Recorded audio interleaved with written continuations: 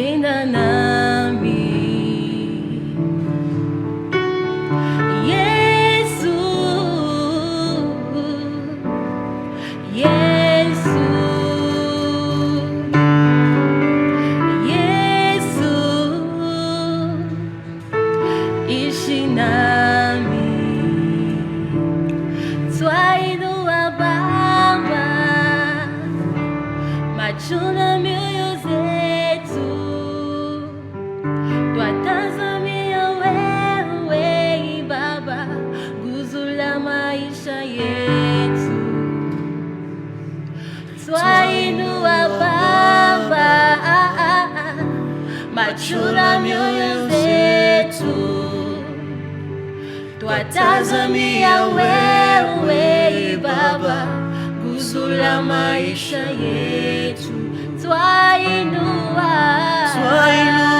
Baba, twainua Baba, macho na mioyo zetu, twatazamia wewe Baba, nguzo la maisha letu. Twainua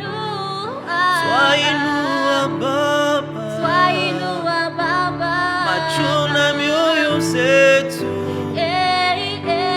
twatazamia wewe Baba, nguzo la maisha letu.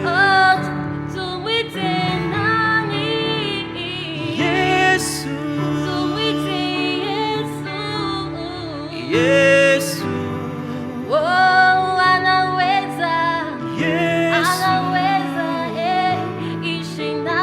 ishi nami.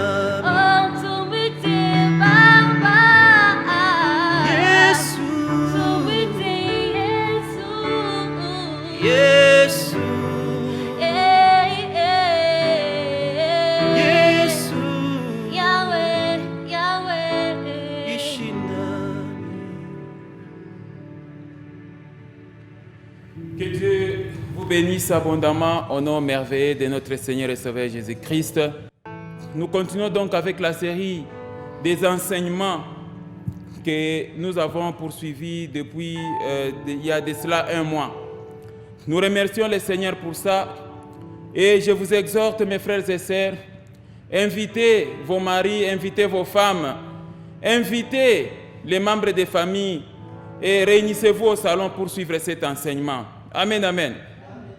Alors aujourd'hui, nous allons exploiter les thèmes ou l'enseignement qui a pour thème « Vous serez livrés même par vos proches ». Vous serez livrés même par vos proches. La semaine passée, j'ai enseigné sur le thème « Vous serez livrés même par vos frères ». Et j'ai essayé d'expliquer ce qu'on entend par frère. Ça veut dire les personnes avec qui vous êtes nés des mêmes parents. C'est ça votre frère, votre sœur, vos cousins, vos cousines. J'ai essayé d'expliquer aussi par alliance les frères. Frère peut signifier aussi la personne avec qui vous partagez la même religion. Alors, dans l'enseignement, vous serez trahis par vos frères. Ça faisait très mal donc de voir vos frères vous trahir. Et ce qui est très grave, même les frères en Christ trahissent. Ce n'est pas possible. Comment expliquer que quelqu'un peut fuir le monde parce que dans le monde il y a beaucoup de trahison, mais quand il entre dans son église, il trouve encore des frères traîtres. Il trouve encore des pasteurs aussi, des fois des serviteurs traîtres, prêts aussi à trahir, ce qui n'est pas bon. Donc quand Christ dit, vous serez livrés même par vos frères, il savait le pourquoi. Et la fois passée, j'ai donné les exemples de Caïn et l'exemple de Joseph. Pourquoi Caïn avait tué son frère Abel? Tout simplement parce que les œuvres de Caïn étaient mauvaises et les œuvres d'Abel, son frère, étaient bonnes. Et j'ai insisté sur le fait que c'est ça le problème de la sorcellerie dans nos familles et partout ailleurs. On cherche à tuer des bonnes personnes dans nos familles. La personne cible, c'est la personne qui n'adhère pas à la sorcellerie. C'est la personne qui donne des bons conseils. La bonne personne, celle qui accomplit des bonnes œuvres, fait l'objet des cibles de la sorcellerie. Et donc j'avais insisté que la sémence de Caïn, elle est présente, elle règne dans nos familles et partout ailleurs. Et cette semence, c'est connue. C'est l'impolitesse, c'est la haine, la jalousie, l'orgueil, la sorcellerie, les meurtres. C'est ça la semence de Caïn, qui ne doit pas régner dans les cœurs des chrétiens. Est-ce que j'ai parlé à quelqu'un? J'ai donné aussi un autre exemple, c'est celui de Joseph. Joseph est haï par ses propres frères à cause de l'amour qu'il jouissait de son père Jacob. Ses frères l'ont pris en haine et ses frères ne le parlaient plus en amitié, tout simplement parce que Joseph était le fils aimé de son père. Et j'ai insisté qu'il existait un combat pour les bien-aimés. Quand tu es aimé quelque part, il faut s'attendre aussi à des combats parce qu'il y a les gens qui n'aiment pas voir les autres être aimés. Et ça, c'est un sérieux problème dans nos sociétés. C'est comme ça que Joseph sera livré par ses propres frères. D'abord, ses frères ont tenté même de le tuer. Ensuite, c'est Rubin l'aîné qui va dire que non, ce n'est pas bon que nous puissions tuer notre propre frère. Autant alors, c'est Judas qui va se décider, autant les vendre. Et c'est comme ça que le petit Joseph se retrouve esclave en Égypte, tout simplement parce qu'il a été livré par ses propres frères. Amen, amen. Lisons un peu 1 Jean chapitre 4, le verset 20. La Bible dit ceci en 1 Jean chapitre 4, verset 20. Si quelqu'un dit « J'aime Dieu » et qu'il haïsse son frère, c'est un menteur, car c'est lui qui n'aime pas son frère qu'il voit. Comment peut-il aimer Dieu qu'il ne voit pas? Vous voyez comment la Bible est très claire? Donc, la semence de la haine ne doit pas exister dans le cœur du chrétien. La semence de jalousie, la semence de meurtre ne doit pas être dans le cœur des fidèles disciples de Jésus-Christ. Est-ce que je suis en train de parler à quelqu'un? C'est pourquoi, chaque fois, il y a certaines personnes, quand vous les examinez, quand vous examinez leur comportement, leur attitude, leur mauvais cœur, vous avez tendance à dire que non, cette personne n'est pas loin de la sorcellerie. Elle se dit chrétien, mais son cœur est éloigné de Dieu. La conduite, elle est mauvaise. Qu'est-ce que Jésus-Christ avait dit? C'est à votre comportement qu'on vous reconnaîtra réellement que vous êtes mes disciples. Mais si toi tu es un chrétien ou une femme chrétienne, choriste, tu chantes à l'église, tu travailles à l'église, tu torchonnes, mais dans la vie quotidienne, on sent vraiment un mauvais cœur, un mauvais comportement. À ce moment-là, la semence de Caïn est présente dans ta vie, dans ton cœur. Dieu voudrait que nous puissions détruire toutes les semences du diable dans nos cœurs. Est-ce que quelqu'un comprend ça? Et nous avons conclu la fois passée que si vous avez des frères sorciers, éloignez-vous d'eux. Si vous avez des frères et des sœurs qui sont prêts à vous livrer, à vous sacrifier au royaume des ténèbres, vous devez donc respecter les mesures barrières parce qu'ils risquent de vous livrer. Méfiez-vous donc des frères traîtres, les frères Judas, des frères qui sont là seulement pour chercher à trahir les autres, à nuire les autres. Vous devez vous méfier. Est-ce que quelqu'un comprend ça? Lisons notre passage de base. Luc chapitre 21, verset 16. Et ça, ce sont les paroles du Christ. Amen, amen. Luc chapitre 21. C'est ça, le verset qui fait l'objet de nos études bibliques ces derniers temps. Luc 21, nous lisons le verset 16. La Bible dit ceci. Vous serez livrés. Est-ce que quelqu'un est en train de lire ce passage? Vous serez livrés même par vos parents. Vous serez livrés même par vos frères, par vos proches et par vos amis. Et ils feront mourir plusieurs d'entre vous. J'ai déjà enseigné, vous serez livrés même par vos parents. La semaine passée, j'ai enseigné, vous serez livrés même par vos frères. Et aujourd'hui, nous prenons la troisième catégorie de personnes qui peuvent vous livrer. Vous serez livrés même par vos proches. Et c'est ce que nous allons voir aujourd'hui, mes frères et sœurs. Alors, qui sont vos proches? Vos proches, ce sont des personnes avec qui vous avez de profondes affinités, des personnes avec lesquelles vous entretenez des relations très étroites. Il arrive des fois, le monde dit, loin des yeux, près du cœur. C'est-à-dire, même si la personne est trop loin, mais c'est une personne que vous portez dans votre cœur. C'est ça votre proche.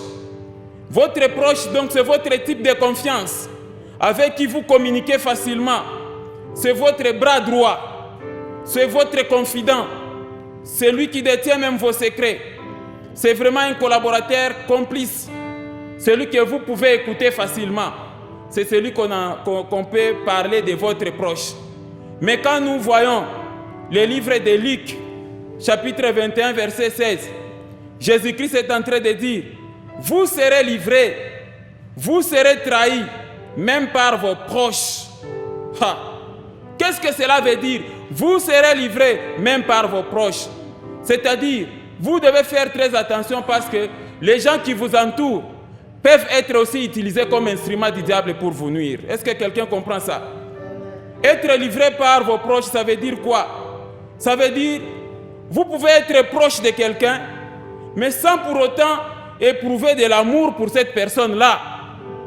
Est-ce que je parle à quelqu'un? Voilà pourquoi le premier passage dit que, comment tu peux dire que j'aime Dieu, mais tu n'aimes pas ton frère qui est à tes côtés? Et à ce sujet, j'ai toujours insisté par rapport au mari, ou encore par rapport aux femmes. J'ai dit à un mari de quelqu'un, votre première proche, c'est d'abord qui? Votre épouse. Est-ce que quelqu'un comprend ça? Tu as plusieurs proches, ça je suis très convaincu. Mais votre proche, en premier lieu, c'est d'abord votre épouse. Maintenant, regarde la manière dont tu te comportes dans ton foyer. Est-ce que tu n'es pas prêt à livrer ton épouse? Et toi aussi l'épouse, parce que je sais qu'il y a des fois certaines femmes, quand vous voyez l'aspect extérieur, c'est une femme. Mais au-dedans là, elle incarne l'esprit d'un homme. Trop brutal, trop orgueilleuse. Amen, amen. Les réactions des hommes, alors que tu es une femme. Il y a des fois des femmes comme ça. Et conséquence, le foyer est toujours instable parce que tu veux te comporter comme un homme dans ton foyer.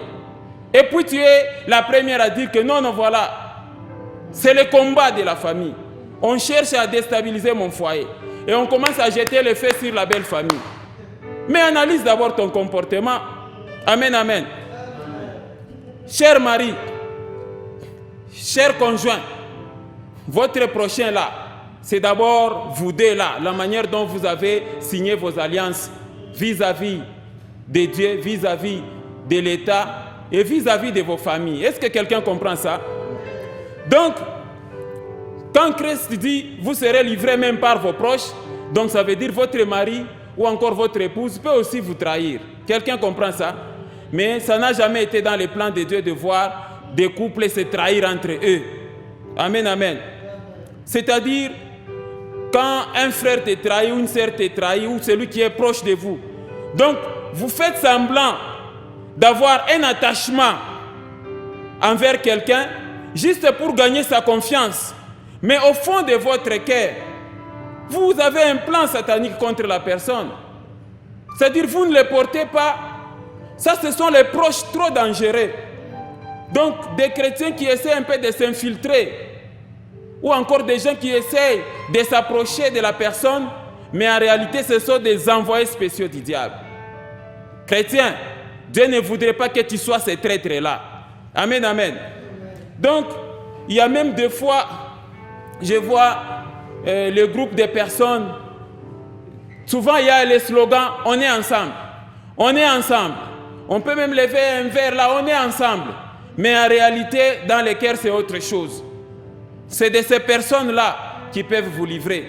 Des personnes qui montrent le semblant d'amour envers vous, mais ils ne sont pas avec vous. Amen, amen. Ces phénomènes, on les trouve même dans l'église. Et ça, c'est la sémence de Caïn. Il faut chasser ça dans votre cœur. Un chrétien ne doit pas être un traître. Un chrétien ne doit pas livrer les autres. Est-ce que j'ai parlé à quelqu'un? Celui-là avec qui vous mangez ensemble, comment il peut vous trahir? Lisons un peu Psaume chapitre 41. Nous lisons le livre des Psaumes, Psaume chapitre 41, nous lisons le verset 10. Est-ce que je suis en train de parler à quelqu'un? Regardez les versets. Celui-là même avec qui j'étais en paix, qui avait ma confiance et qui mangeait mon pain, lève les talons contre moi. Ha! Amen. Hein? Ça, c'est la méchanceté des hommes. Celui-là même qui jouissait de ma confiance, celui-là même qui avait ma confiance, celui-là même avec qui j'étais en paix, qui avait ma confiance et qui mangeait mon pain, lève les talons contre moi. Ça, mes frères et sœurs, c'est la méchanceté du cœur de l'homme. Ça fait très mal quand on se fait trahir par quelqu'un que vous aimez, par quelqu'un que vous portez dans votre cœur, mais il prend l'option de vous trahir.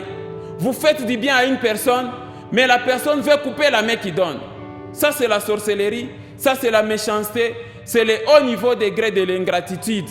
Amen, amen. Et le cœur d'un chrétien ne peut pas être comme ça.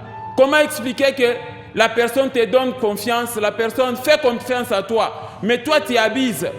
Tu manges même ensemble avec lui, mais tu parviens à abuser. Voilà pourquoi Jésus disait ici, attention, vous serez livrés même par vos proches. Amen, amen. La traîtrise, c'est un mauvais comportement, ça. Ce n'est pas une bonne habitude d'être ce chrétien-là ou cet homme-là. Donc on te reconnaît comme quelqu'un qui est prêt à trahir les autres. Amen, amen.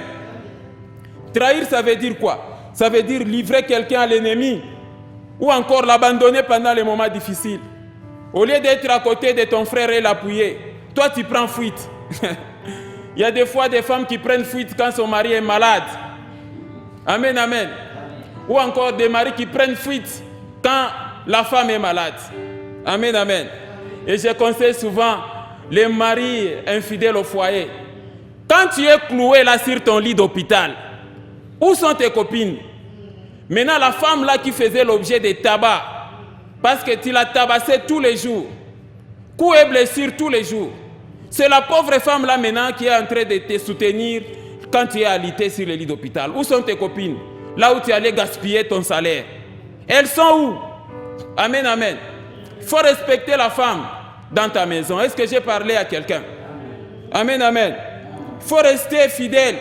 L'infidélité, ce n'est pas quelque chose de bien. Et ça fait très mal donc si vous êtes livré par un de vos proches. Amen, amen. C'est le moment, oui, parce que nous serons là aussi pour vous enseigner aussi à aimer vos femmes, surtout vous les maris. Vous pensez qu'être mari, c'est faire n'importe quoi. Vous pensez qu'être mari, donc, c'est se permettre de prendre n'importe quelle décision. Non. Il ne faut pas profiter de la faiblesse physique de ta femme pour commencer à donner le coup tous les jours. Amen, amen. Bon, et toi aussi, la femme, apprends quand même à bien gérer ta bouche et à respecter ton mari. Amen. Parce que la Bible dit, femme, soyez comment? Soumise. Des fois, c'est l'insoumission qui crée tous ces coups-là. Vous devez toujours apprendre à vous soumettre, à vous rabaisser. Mais quand il y a cette femme-là dont j'ai parlé là, moi, non, moi chez nous, moi on ne s'amuse pas avec moi. Hein. Et tu sais le jour où je suis né, moi on m'appelle princesse de Pada. Amen, amen. Est-ce que j'ai parlé à quelqu'un? Donc Marie, vous devez apprendre à aimer vos femmes. Quelqu'un comprend ça? Alors vous les proches de certaines personnes, vous devez vous préoccuper d'être source de bénédiction pour la personne que vous entourez. Et non pas source de destruction. Quelqu'un comprend ça? Mais au lieu de se préoccuper sur comment être source de bénédiction, toi qui es le proche, sur comment être source de bénédiction de votre entourage, non. Les êtres humains, ils cherchent à monter des stratégies pour tuer, pour trahir, pour livrer leurs proches, leurs membres de famille au royaume des ténèbres. Et ça, c'est très triste. Amen, amen. Bon, tu n'aimes pas ta femme et puis tu commences à créer des problèmes pour l'amener à divorcer. Ce n'est pas bon ça. Amen, amen. Ce n'est pas possible. Il y a des esprits, des démons, des semences de Caïn qui règnent encore dans vos cœurs. J'aimerais t'informer, mon frère, quand tu tiens cette Bible et que tous les dimanches on te voit à l'église, tu dois aussi changer ton cœur. Amen, amen. Tu ne dois pas te comporter comme un païen. Est-ce que j'ai parlé à quelqu'un? Sinon, c'est la traîtrise au vrai sens du mot. Vous êtes un traître. Quand vous êtes proche de quelqu'un, Dieu vous a mis ensemble pour que vous puissiez être à côté de quelqu'un, c'est pour les soutenir. Est-ce que j'ai parlé à quelqu'un? Ce n'est pas pour se faire utiliser comme instrument du diable afin de détruire les plans des autres. Amen. Hein? Donc toi qui te dis chrétien, pose-toi la question, quel est ton état d'âme? Quel est l'état de ton cœur à côté de quelqu'un? Quelles sont tes pensées envers les autres? Surtout envers tes proches. Surtout envers ta femme. Amen. Hein? Frère distingué, viens un peu. Frère Élisée, venez très rapidement. Je vais vous montrer le théâtre des hommes. Écoute, toi les maris, pendant que ta femme est vivante, c'est le moment de l'aimer. Amen, amen. C'est le moment de l'aimer. Venez. Toi, tu te mets de ce côté. Vous voyez le théâtre auquel on peut vivre. C'est-à-dire là, toi, tu peux l'appeler chérie. Tu peux appeler ta femme chérie seulement quand tu la vois dans un cercueil. Et là, on te tient maintenant, on commence à te tenir. Oh, ma chérie, toi, la femme que j'aimais bien, ma femme, la femme de ma jeunesse, la femme que j'ai beaucoup aimée. C'est du théâtre, ça. Pendant qu'elle est vivante, elle fait l'objet des coups. Tu la tapes tous les jours. Tu l'injuries. Tous les jours, tu es infidèle au foyer. Maintenant, si elle décède là, maintenant elle devient ta vraie chérie quand tu la vois dans un cercueil. Yo, je ne saurais pas, moi. Yo. La femme que j'ai beaucoup aimée dans ma vie. Je comptais vraiment vivre avec toi jusqu'à la vieillesse. Madame, mon épouse que j'aime, yo. C'est de la foutaise. Il ne faut pas tromper les gens. Maintenant, là, puisque là, je m'adresse à toi qui es encore la femme vivante dans ta maison. Prends l'option d'aimer ta femme. Amen. Mais quand tu es encore sur le lit de l'hôpital, yo, Rachel, amène-moi de l'eau, amène-moi ceci, fais-moi ceci, tout ça. Hein? Quand tu étais en forme, là, est-ce que tu respectais cette femme-là? Amen. Appelez aussi tes copines comme ça qu'elles aillent aussi veiller à l'hôpital. Maintenant, c'est la femme-là que tu martyrises tous les jours. La voilà maintenant en train de te supporter là. Toutes tes bêtises, maintenant, c'est la femme qui te supporte. C'est la trahison, ça. Quand tu es maintenant, tu as la force, tu travailles, tu as de l'argent, tout ça. Non. La femme de la maison n'a pas de valeur. Elle aura de la valeur seulement quand tu seras malade. Et tes copines vont toutes disparaître. Amen. Lisons Matthieu chapitre 24. Merci. Je peux toujours vous appeler encore. Matthieu chapitre 24. Allons dans le livre de Matthieu chapitre 24. Les hommes font des bêtises. Hein? Mais si tu tombais sur une femme aussi rancunière, le jour où tu es malade, là, elle fuit. Elle rentre aussi chez eux. Que non. Parce que quand il avait l'argent, ce monsieur ici, il m'avait beaucoup martyrisé. Moi aussi, je prends la fuite. Mais ce n'est pas une bonne attitude parce que la Bible nous dit que ne rendez pas le mal pour le mal, mais poursuivez toujours quoi? Les biens. Amen. Hein? Faites du bien à ceux-là qui vous font du mal. J'ai dit qu'on a où? Matthieu chapitre 24, nous lisons les versets 10. Amen. Que Dieu vous bénisse abondamment. Lisons Matthieu chapitre 24, verset 10. Ça, ce sont les paroles de Jésus-Christ. La Bible dit ceci. Alors, plusieurs succomberont et elles se trahiront, se haïront les uns comme les autres. Ça fait partie des signes des temps de la fin. Jésus dit que dans les derniers jours, les hommes seront des traîtres. Amen. Hein? Donc, ça, ce sont les paroles de Christ. S'il te plaît, mon frère, ma sœur, ne sois pas traître à côté de quelqu'un. Amen. On t'approche dans les sillages. Jusqu'à ce qu'on vous ait même propulsé dans la sphère des grands, dans la sphère des jouissances. Mais l'ingratitude te pousse à trahir votre maître.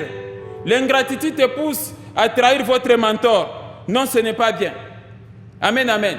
Si vous êtes proche de quelqu'un, il ne faut pas avoir des ambitions démesurées. Tu ne peux même pas chercher à vouloir être au-dessus de celui qui t'a approché. Amen. Tu ne peux même pas vouloir les remplacer. Tu ne peux même pas vouloir convoiter, c'est bien. Ça, nous voyons ça dans nos familles et même des fois dans nos tribus. Quand tu vois un petit neveu à côté de toi, Tous les jours, les neveux, non, c'est moi l'héritier. C'est moi l'héritier. Et quand tu le vois là en train de parler à ta femme, minjo minta pianaka, tout ça.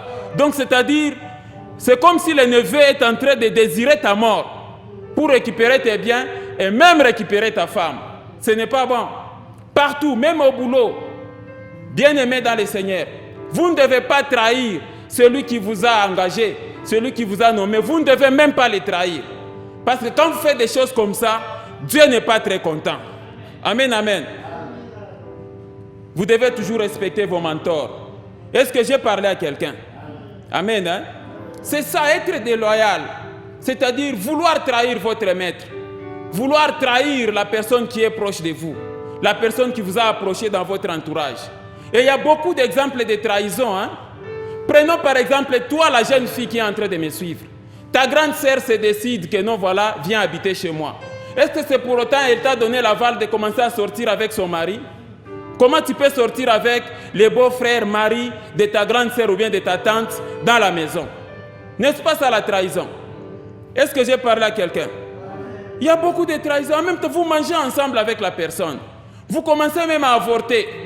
Tu avortes avec les beaux-frères. Ah, on nous a raconté une histoire là. Il y a une jeune fille là, elle ne sait plus maintenant fermer les yeux. Quand il fait nuit, ce sont les bébés qui sont en train de pleurer là. Pourquoi? Je ne sais pas si c'est maintenant le 13e avortement. Mais c'est toute une famille ça. Amen, amen. Les bébés pleurent chaque fois quand je dors, les bébés pleurent, tout ça. Pourquoi? Tu as beaucoup avorté. Amen, amen. Non, non, non, non, non. Vous ne devez pas faire des choses comme ça. Et vous allez voir des fois, non, non, la jeune fille, dans la maison, elle devient impolie vis-à-vis de sa grande sœur. Quand vous suivez de près, non, non. La petite sœur est en train de sortir avec son beau-frère.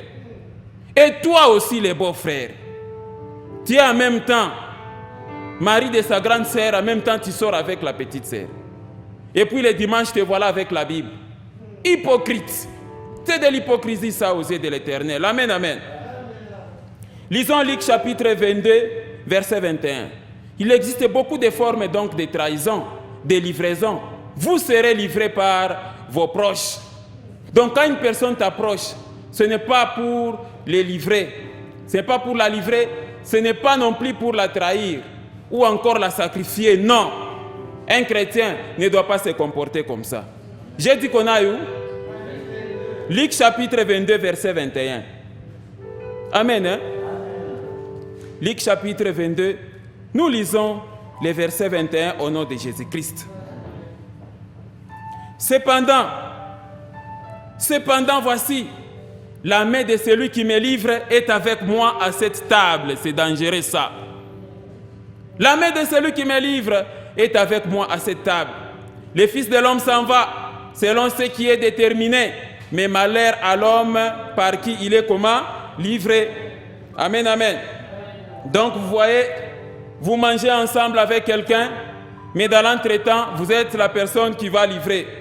Donc toi qui sors avec ton beau-frère, toi qui sors avec ton parrain de mariage, toi, la femme qui sort avec les amis de ton mari, ou encore, tu sors avec les beaux-frères.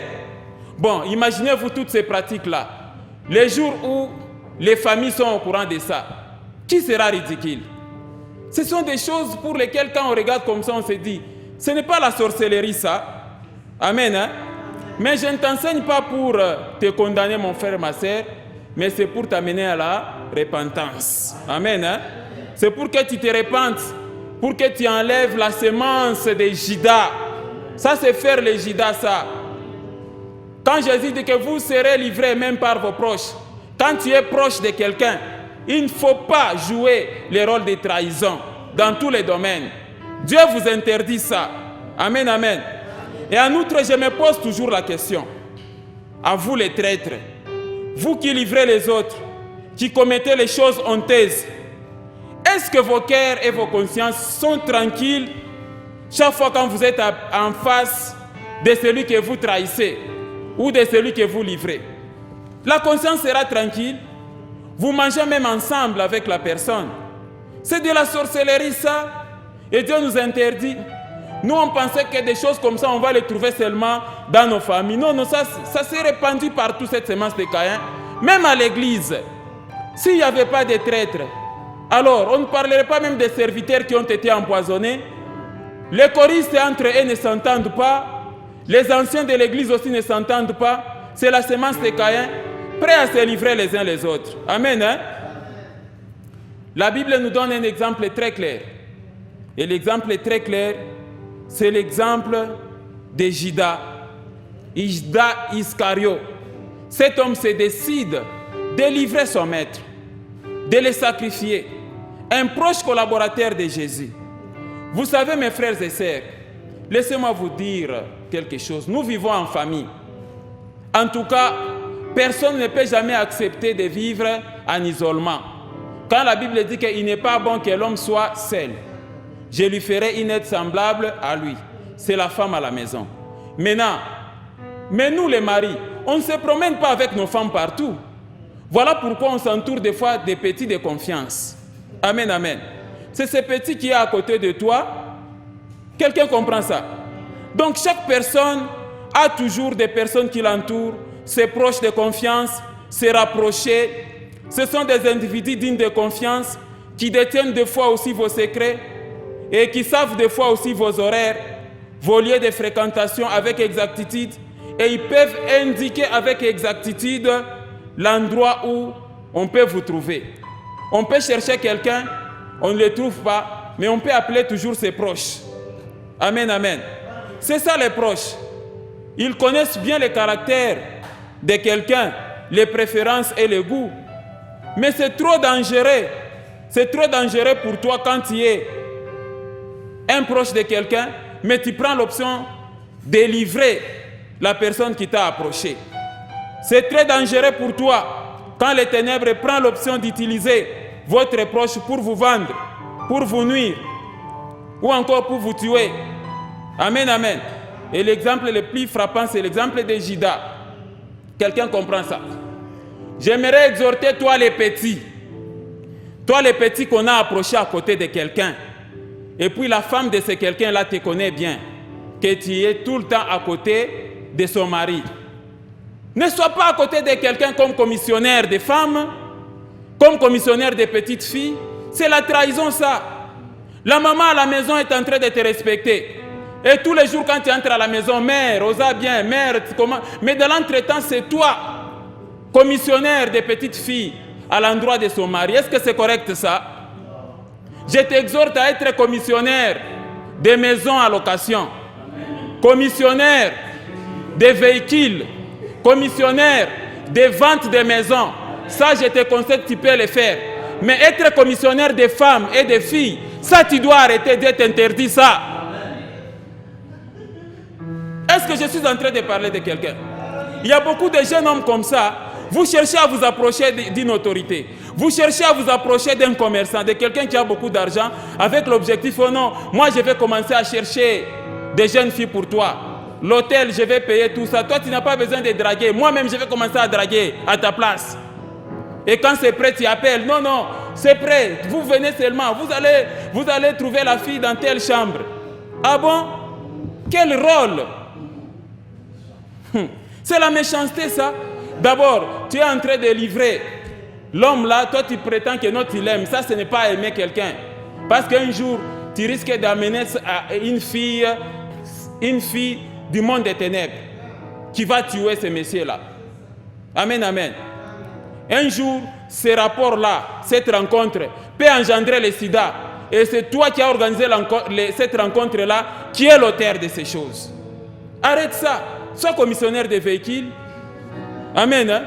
Oui, il y a beaucoup de locataires qui cherchent des maisons ici. Sois commissionnaire des gens qui cherchent des maisons à acheter ou à louer, au lieu d'être commissionnaire des femmes à côté de quelqu'un. Amen, amen. Vous êtes un traître. Et quand vous rentrez à la maison, chez l'homme là, on vous accueille comme un enfant de la maison. Et la femme sait que non, c'est ça. Mais dans l'entretemps, vous êtes un traître. Quelqu'un comprend ça? Les Judas de nos vies, nous devons faire très attention. Amen. Hein? Lisons Matthieu chapitre 26, verset 14. Matthieu chapitre 26, nous lisons les versets 14. Est-ce que je suis en train de parler à quelqu'un? Oui, on peut te voir même avec des grosses jeeps. Mais si tu es reconnu comme un garçon commissionnaire des femmes, est-ce que c'est une bénédiction ça ou bien une malédiction? C'est une malédiction.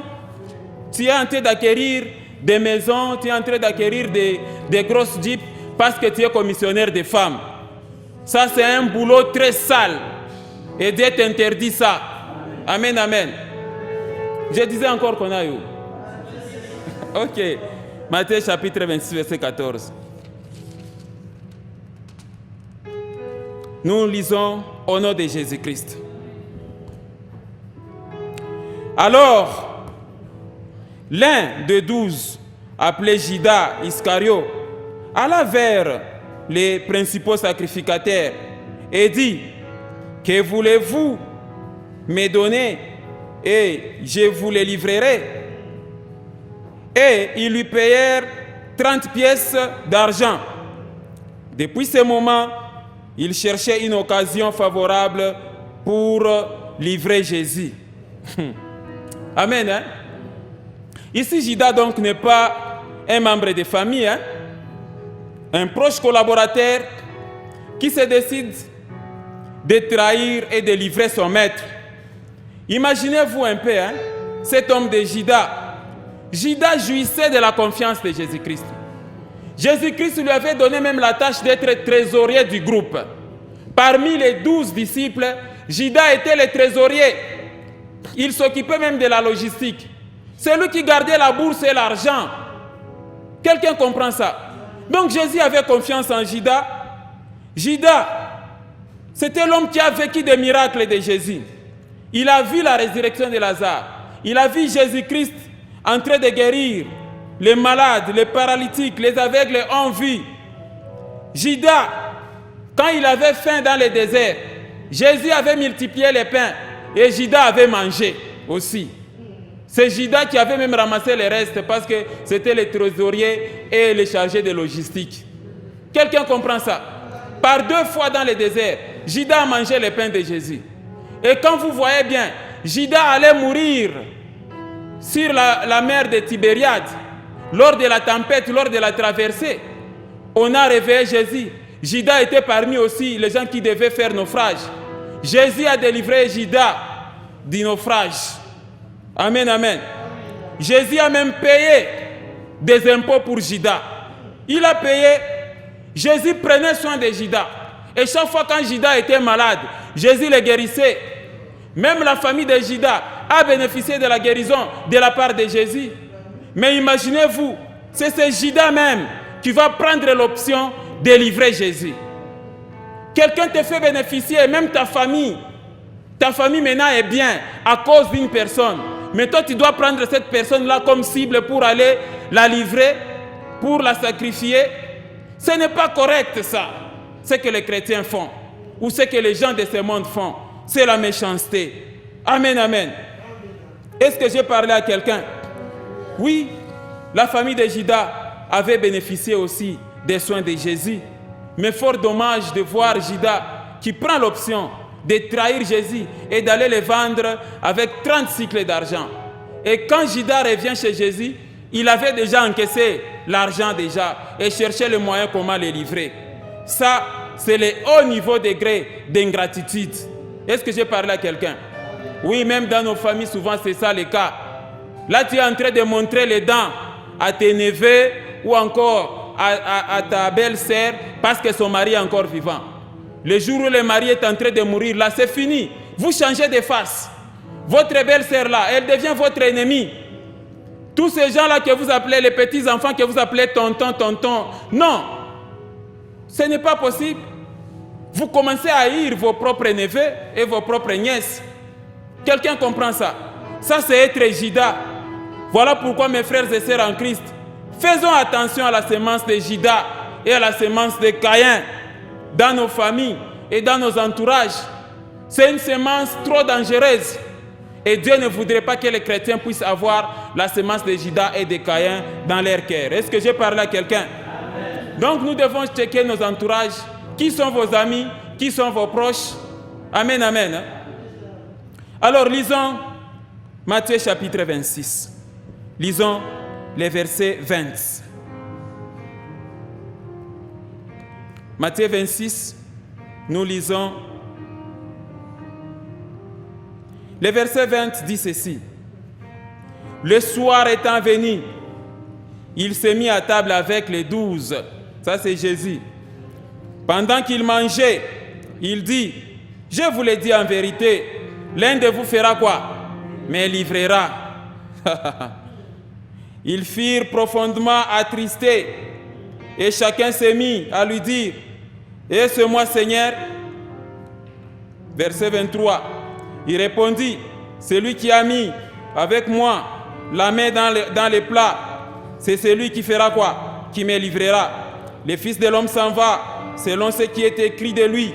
Mais malheur à l'homme par qui le Fils de l'homme est livré. Mieux vaudrait pour cet homme qu'il ne fût pas né. Verset 25, ça c'est très intéressant. Alors Judas, qui le livrait, prit la parole et dit, est-ce moi, Rabbi? Jésus lui répondit, tu l'as dit. C'est vraiment encouragé. Hein? Les sorciers sont trop dangereux. Pourquoi? Parce que ils ont des fois une double face. Dans le plus profond de leur cœur, c'est la méchanceté, mais ils font semblant de vous aimer. Est-ce que je parle à quelqu'un? Donc, comme vous le constatez ici, même quand Jésus sera arrêté, vous allez voir que Jésus se pose la question, mais Judas, c'est par un baiser que tu me livres. Ça, ce n'est pas possible. Et ici, Judas traître exprime aussi le semblant de la tristesse. Hein? Il exprime aussi la tristesse, comme tous les autres disciples. Et au verset 25, il pose même la question, mais est-ce que c'est moi qui va te livrer? Et Jésus lui dit, oui, tu l'as dit. Amen, amen. Jésus savait qui va les livrer. Maintenant, nous qui ne savons pas des fois. Donc, c'est-à-dire, les gens s'approchent de toi, tu ne sais pas leur état d'âme. Ça, c'est vraiment très compliqué. Et c'est comme ça que Judas a fui cette nuit-là et est allé se rallier aux ennemis de Jésus pour réapparaître aux côtés des hommes armés. Une foule nombreuse. Et c'est maintenant que Judas est là devant pour chercher maintenant à arrêter Jésus. Ça, c'est très grave. Amen. Lisons le verset 47. Matthieu 26, verset 47. Comme il parlait encore, amen, hein? Comme il parlait encore, voici Judas, l'un des 12, arriva, et avec lui une foule nombreuse armée d'épées et de bâtons, envoyés par les principaux sacrificateurs et par les anciens du peuple. Verset 48. C'est lui qui les livrait, c'est-à-dire Judas, leur avait donné ces signes. C'est lui que je baiserai. C'est celui, saisissez-les. Aussitôt, s'approchant de Jésus, il dit, salut Rabbi, et il les baisa. Jésus lui dit, mon ami, ce que tu es venu faire, fais-le. Alors ces gens s'avancèrent, mirent la main sur Jésus et les saisirent. Ah là là là. Donc, c'est très compliqué, mes chers frères et sœurs. Judas savait que le groupe Jésus-Christ et les 12 se retrouveraient dans les jardins de Gethsemane pour une veillée de prière. Et lui s'est retiré et il va se mettre devant. Amen, amen. Attention donc au baiser de Judas. Comme vous le constatez ici, c'est la semence de Caïn et de Judas. Vous devez faire très attention avec la semence de Caïn et de Judas. Attention avec le baiser de Judas. Et puis ne sois pas ce monsieur-là ou cette dame-là qui est toujours devant la trahison. Quand il y a la trahison, quand il faut aller voir les féticheurs, quand il faut empoisonner, c'est toi toujours qu'on met là devant. Non, non, tu ne dois pas être celui-là. Là, c'est faire les Judas. Est-ce que j'ai parlé à quelqu'un? Donc, vous allez voir, il y a des gens qui sont proches de vous, qui vous montrent les dents, mais leur cœur est plein de méchanceté. Ils aiment bien la flatterie. Amen, amen. Est-ce que l'homme à côté de sa femme est en train de me comprendre? Il ne faut pas être le Judas de ta femme. Il ne faut pas être le Caïn de ta femme. Femme, ne sois pas aussi Caïn de ton mari ou encore Judas de ton mari. Amen. Hein? Bon, je n'ai jamais compris. Vous vous êtes mariés, vous vous êtes mis ensemble. Pourquoi chaque fois il faut aller faire rapport à la belle famille? Il y a des fois des hommes vraiment non matures. Tout le temps. Vous voyez cette femme ici. Un jour, si vous apprenez que non, voilà, je suis mort, c'est la femme qui est responsable. Amen, amen. Tout le temps, c'est toujours les mauvais rapports, tout ça. Ce n'est pas possible. Comment expliquer ça? Est-ce que j'ai parlé à quelqu'un? La trahison, elle est mauvaise. Et surtout si elle vient des personnes proches. Psaume chapitre 5. Psaume chapitre 5, nous lisons les versets 10. Elle est très mauvaise, la trahison.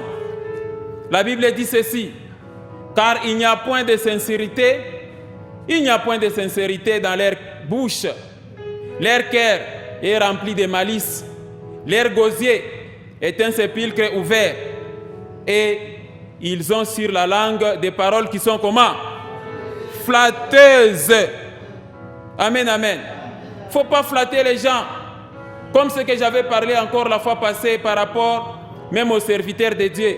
Vous les anciens qui entourez les serviteurs de Dieu, quand un serviteur de Dieu est impudique, vous voyez vraiment un serviteur de Dieu qui s'amuse avec une fille choriste. Et quand on vient te faire rapport, toi à l'ancien, tu dis que non, je suis au courant. Arrête de me dire tout ça. Si c'était ta fille, est-ce que toi tu allais rester calme? Vous voyez comment vous êtes en train de tordre les Écritures. Quand la Bible dit que non, ne parlez pas à mal des serviteurs. Qui es-tu pour juger les serviteurs? S'il tombe cette fois, il va se relever. Il ne faut pas parler à mal des serviteurs. Alors il faut se taire parce que le serviteur est en train de faire des bêtises dans l'église. Quel est le rôle des anciens? Je l'avais dit encore la fois passée, il va vous intimider que non, c'est mon alliance. Hein? Est-ce que Dieu permet de faire l'alliance avec quelqu'un et la personne, on lui donne maintenant les faits verts de commettre des bêtises, l'adultère? Ils ne doivent pas vous intimider parce que c'est le pasteur qui vous donne l'argent ou bien parce qu'il est international. Il prêche aux États-Unis, en France, tout ça. Alors il est en train de commettre des bêtises dans l'église. Vous l'observez. Sinon, tu n'auras pas ton salaire à la fin du mois. C'est ça. Tu es complice aussi. Amen, amen. Pas de flatterie vis-à-vis des traîtres, vis-à-vis des personnes, des proches qui peuvent vous livrer. Est-ce que j'ai parlé à quelqu'un? Psaume chapitre 12, les versets 2 à 3. Amen, amen. Voilà, mes frères et sœurs, ça ce sont les enseignements qui vous aident à être parfaits vis-à-vis de l'Éternel, notre Dieu. Je disais qu'on a eu en Psaume chapitre 12, nous lisons les versets 2 et 3. Sauve, Éternel, car les hommes pieux s'en vont, les fidèles disparaissent parmi les fils de l'homme. On se dit des faussetés les uns aux autres. On a sur les lèvres des choses flatteuses. On parle avec un cœur qui est comment? Double. L'hypocrisie règne. Amen, amen.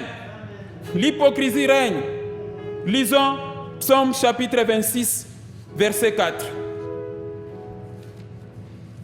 Et j'ai insisté surtout par rapport à la vie des couples. Il y a trop d'hypocrisie. Psaume chapitre combien? Psaume chapitre 26.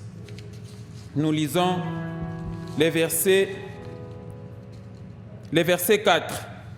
La Bible dit ceci au nom de Jésus. Je ne m'assis pas avec les hommes faux. Je ne vais pas avec les gens dissimulés. J'ai l'assemblée de ceux qui font le mal. Je ne m'assis pas avec les méchants, c'est ça. J'ai l'assemblée de ceux qui font le mal. C'est ça. Surtout les réunions familiales dont j'ai parlé la fois passée. Les réunions là où vos femmes ne sont pas là. Les réunions familiales, c'est là où on recrute de nouveaux sorciers dans vos familles. Les réunions familiales, c'est là où les gens décident de divorcer. Non, il doit divorcer celui-là. Les réunions familiales, Vos femmes ne sont pas là. Mais toi, l'homme, tu vas là-bas pour livrer ta femme. Est-ce que je parle à quelqu'un? Ce n'est pas correct. Comment vous, les anciens de la famille, vous prenez l'option que non, il doit divorcer absolument. Vous prenez l'option de prendre les histoires. Non, va, tu vas aller enterrer ça dans ta parcelle. Tu vas aller enterrer ça, tout ça. Et même les chrétiens sont emballés dans ces choses.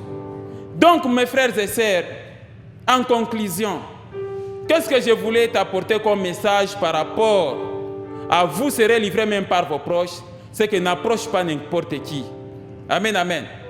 Il ne faut jamais être dans le sillage de quelqu'un pour être traître. Ne trahissez jamais la personne qui a fait de vous ce que vous êtes. Est-ce que je parle à quelqu'un? Dieu a envoyé quelqu'un comme instrument de bénédiction pour toi. La personne t'a nommé, la personne t'a placé, ou la personne a fait pour toi quelque chose. Mais tu ne dois pas être cette personne-là qui doit lever les talons contre celui-là. Est-ce que j'ai parlé à quelqu'un? Soyez fidèles. Respectez vos engagements si j'entrais dans le cadre des couples. Moi, je m'engage de t'aimer, de te chérir, jusqu'à ce que la mort nous sépare et on met l'alliance. Et toi aussi la femme, moi, je m'engage de t'aimer, de te chérir. Tu viens de me faire respecter mon amour, toi à qui j'ai confiance et qu'on fera les enfants ensemble. Je te resterai fidèle et tu pleures même, you, je t'aime beaucoup. Mais après, la trahison, quand le mari va au travail, toi aussi tu sors pour aller, tu commences à sortir avec les amis de ton mari. Amen, amen. Le prochain thème, vous serez livrés même par vos amis. Que Dieu vous bénisse abondamment au nom de Jésus-Christ.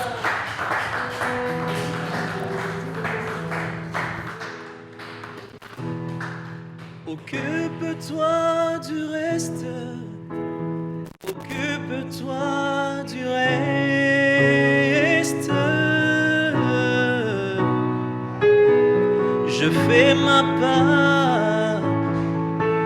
Je te laisse, Seigneur, faire le reste. Jésus, occupe-toi du reste. Occupe-toi du reste. Seigneur, je fais ma part. Alléluia. Je te laisse, Seigneur, faire le reste. Occupe-toi du reste. Occupe-toi du reste. Jésus, occupe-toi du reste.